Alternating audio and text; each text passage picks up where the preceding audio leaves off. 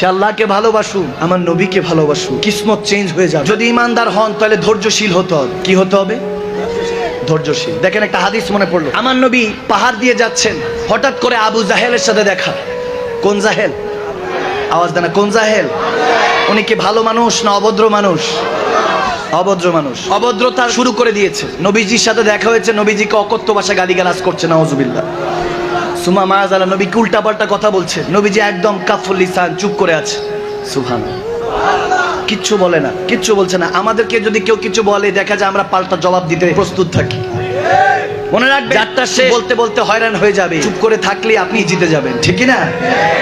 চুপ থাকতে শিখতে হবে। আমার নবী চুপ করে আছেন, আবু জাহেল অনেক কথা শোনালেন, নবীজি কিছু বলছেন না দেখে সে আরো শোনালো, বলতে তুমি চুপ করে কেন আছো? আরো অকথ্য ভাষায় কথাবার্তা বললো। নাউজুবিল্লাহ, নাউজুবিল্লাহ পড়েন না।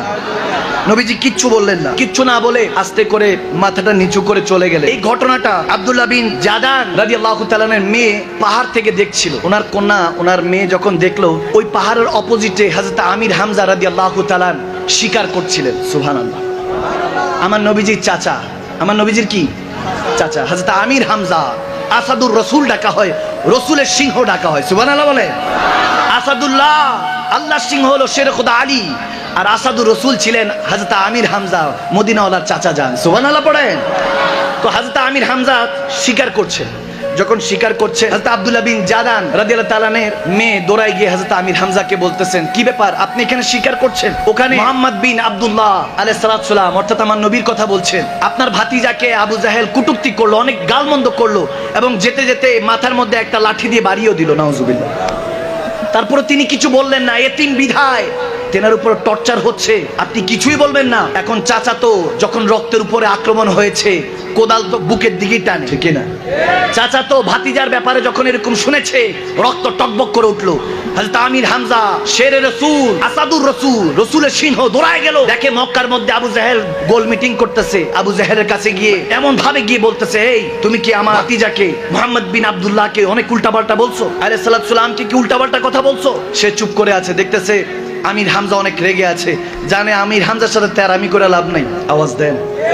কিছু এলাকার মধ্যে দেখবে, আমাদের প্রতিবেশীর মধ্যে আশেপাশে এমনও আছে কিছু শক্ত মানুষ, ভালো মানুষ আছে, যারা এমন তেরা এমনি ভালো, কিন্তু যদি বেশি দস্তাদস্তি করেন, তেরা মানুষের রাগাইলে সমস্যা আছে, ঠিক না?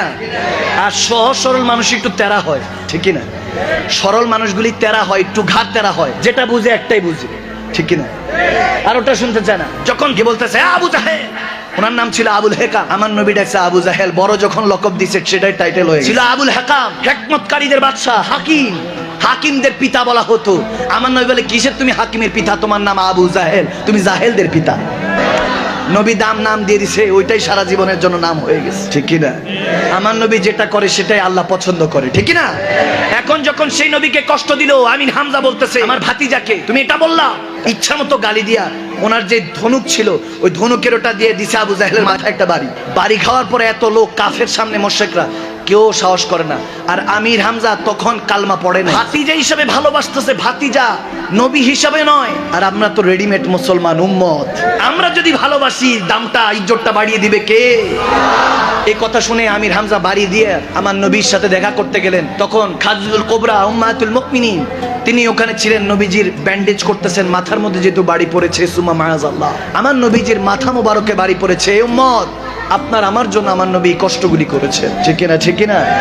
আমার আপনার জন্য এই পরিবর্তন আমার নবী কষ্ট করেছেন। দো জাহানের বাদশা নবী আরশে থাকতে পারতেন, মদিনায় পিঠ লাগিয়ে রব্বি হাবলি উম্মতি বলে কাঁদছেন আপনার আমার জন্য, ঠিক না?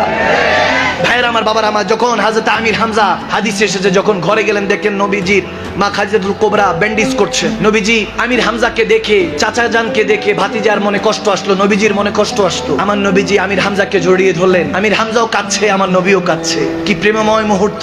নবীজিকে তখন হযরত আমির হামজা বলতেছে, ভাতিজা তুমি কষ্ট পেও না, তোমাকে যেরকম গালমন্দ করেছে, আঘাত করেছে, আমিও তাকে গালি দিয়ে আসছি 100টা, তাকে আঘাত করেছি, টেনশন করো না।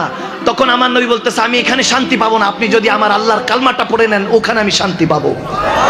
তখন বলতেছে যদি তুমি কালমা পড়তে চাও তো ওখানে যদি তোমার শান্তি হয়। শের রাসূল হযরত আমির হামজা আমার নবী চাচা যান বলতেছে যাও, তাকে তো আমি কষ্ট দিয়ে আসলাম, তাকে গালমন্দ করলাম, তোমাকে কষ্ট দিয়েছে, তোমাকে এত ভালোবাসি, কেমন ভালোবাসি তোমাকে বুঝাতে পারবো না। আরে চাচা ভাতিজার ভালোবাসা কত গভীর হতে পারে, হযরত আমি হামজা আর আমার মদিনাওয়ালার ভালোবাসা দেখলে বোঝা যায়। সেখানের মধ্যে হযরত আমির হামজা চোখের পানি ছেড়ে আমার নবীর হাতে কালমা পড়ে মুসলমান হয়ে গেল। সুবহানাল্লাহ।